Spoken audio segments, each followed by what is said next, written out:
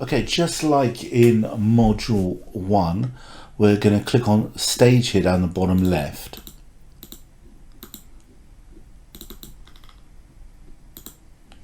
And we're going to go to backdrop, and we're going to pick, just like before, for now, the XY grid, because everything is about knowing about the X and the Y grid, the positive section and the minus section.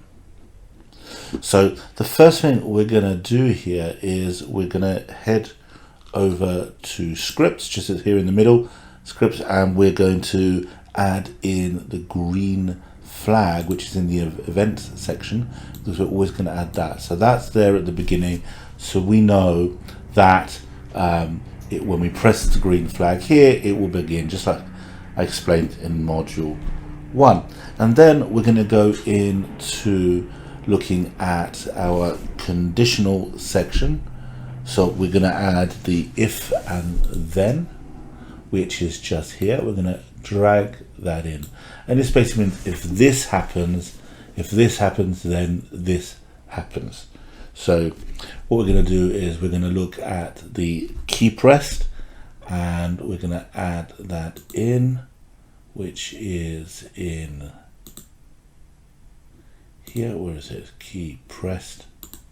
So yes, it's in the sensing section, and we're going to add in the key pressed button. So we're going to drag that in, put it in there, and we don't want it if key is space. We're going to click and we're going to choose right arrow.